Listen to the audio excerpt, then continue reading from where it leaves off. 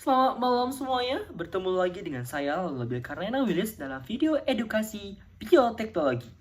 Halo saintis, kembali lagi bersama Labil Karnena Willis. Pada kesempatan kali ini, saya akan menjelaskan mengenai proses dari cloning gen. Tahukah kalian bahwa ada salah satu jenis praktik dalam bioteknologi yang sangat bermanfaat dan memiliki keuntungan banyak dalam pengaplikasiannya, yaitu cloning gen. Halo saintis, kembali lagi dengan Profesor Laura Bekana Willis. Pada kesempatan kali ini kita akan membahas mengenai proses dari cloning gen. Eits, tapi sebelum itu izinkan saya untuk menggunakan kacamata lab saya terlebih dahulu. Baik, pada kesempatan kali ini kita harus mengetahui terlebih dahulu apa itu cloning gen. Untuk memahami cloning gen, kita perlu memahami konsep dasar dari DNA dan juga gen. Karena hal ini akan berkesinambungan dengan proses dari cloning gen. Kalian pasti harus mengetahui terlebih dahulu ya apa itu DNA. DNA merupakan molekul yang menyimpan informasi genetik makhluk hidup. Sedangkan gen adalah bagian dari DNA yang mengkodekan suatu sifat atau protein tertentu. Kalian sudah tahu kan apa itu DNA dan juga gen? Dan tentunya kalian juga harus bisa membedakan apa itu DNA dan juga apa itu gen. Oke? Selanjutnya kita akan membahas mengenai apa sih keuntungan atau prinsip utama dari cloning gen. Kita perlu memahami konsep dasar dari gen. DNA merupakan molekul yang menyimpan informasi genetik. Nah, kita harus mengetahui informasi genetik apa saja yang disimpan oleh DNA melalui gen-gen yang ada di dalam DNA tersebut. Prinsip utama cloning gen adalah memindahkan gen yang diinginkan ke dalam vektor, kemudian vektor tersebut disisipkan ke dalam sel inang yang akan dijadikan sebagai tempat bernaungnya gen yang sudah disisipkan melalui vektor tersebut. Tentunya kalian pasti bingung nih, gimana sih cara cloning gen itu? Pada kesempatan kali ini saya akan membahas atau menjabarkan kalian semua atau memberitahu kalian semua mengenai tahapan-tahapan dari cloning gen. Yang pertama, yang seperti di bawah ini ya, lihat gambar di bawah ini untuk deskripsi, untuk kalian bisa membayangkan seperti apa cloning gen atau tahapan cloning gen ini ya. Pertama adalah isolasi DNA target.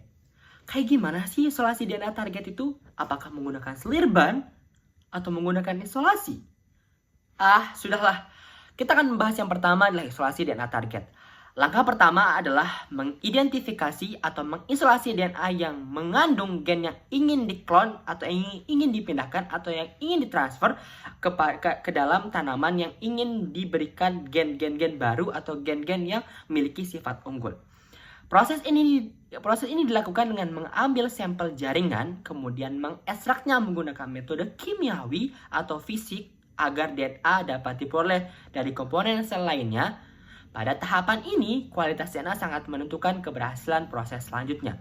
Jadi kita harus memastikan banget nih DNA-nya itu apakah DNA yang sudah benar-benar teridentifikasi atau tidak. Karena DNA yang bagus akan mempengaruhi proses selanjutnya, yaitu proses yang kedua. Proses yang kedua adalah proses pemotongan DNA dengan enzim restriksi. Enzim restriksi merupakan enzim pemotong yang digunakan untuk memotong DNA dalam proses ini. Setelah diperoleh langkah yang pertama atau setelah kita memperoleh DNA, kita akan melakukan pemotongan DNA tersebut untuk disisipkan ke dalam vektor. Apa sih itu vektor? Vektor adalah salah satu alat yang akan membawa gen tersebut ke dalam sel inang atau tempat yang akan dijadikan naungan dari gen ini. Selanjutnya, setelah kita melakukan pemotongan DNA, kita akan melakukan penyisipan gen ke dalam vektor. Yang seperti yang telah saya jelaskan sebelumnya, vektor yang paling umum digunakan adalah plasmid TI. Apa sih plasmid TI itu? Plasmid TI adalah merupakan salah satu vektor yang sering digunakan untuk menyisipkan gen yang akan disisipkan atau akan ditransfer dari gen yang satu ke gen yang lainnya. Oke, vektor yang paling umum digunakan adalah plasmid karena mampu bereplikasi dengan cepat di dalam bakteri. Plasmid terlebih dahulu dipotong menggunakan enzim restriksi yang sama agar memiliki ujung yang compatible dengan DNA target. Setelah itu, DNA target dan plasmid disatukan menggunakan DNA ligase, yaitu DNA penyambung, sehingga terbentuk plasmid rekombinan. Pada tahap ini, gen yang ingin diklon sudah terintegrasi dengan stabil ke dalam vektor. Artinya kita harus sudah memastikan bahwa gen atau DNA yang sudah kita atau yang sudah masuk ke dalam vektor harus benar-benar terintegrasi dengan stabil agar bisa ke tahap selanjutnya. Tahap selanjutnya adalah transformasi ke sel inang. Tahap ini adalah pembentukan sel plasmid rekombinan ke dalam sel inang, biasanya menggunakan bakteri Escherichia coli. Proses ini disebut transformasi. Metode yang digunakan adalah heat shock atau elektroporasi, yang membantu membran sel bakteri menjadi lebih permeabel atau mudah ditembus sehingga plasmid dapat masuk. Setelah berhasil masuk, bakteri akan memperbanyak plasmid tersebut. Yang selanjutnya adalah seleksi koloni rekombinan. Tidak semua bakteri akan membawa plasmid rekombinan.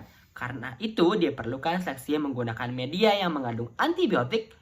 Hanya bakteri yang membawa plasmid rekombinan saja yang dapat bertahan. Ini kita menggunakan antibiotik sebagai alat pendeteksinya. Ketika suatu plasmid itu dapat bertahan, maka plasmid tersebut sudah mengalami rekombinan atau membawa rekombinasi. Cloning gen memiliki banyak sekali manfaat dan keuntungan di masa depan, karena kita dapat menciptakan berbagai jenis tanaman yang memiliki sifat unggul yang gen-gennya telah kita transfer dari gen-gen yang unggul dari entah itu dari bakteri, entah itu dari tanaman lain, yang dimana kita mentransfer gen yang unggul tersebut kepada gen yang unggul tersebut kepada tanaman yang akan kita kembangkan untuk menjadi tanaman-tanaman yang unggul.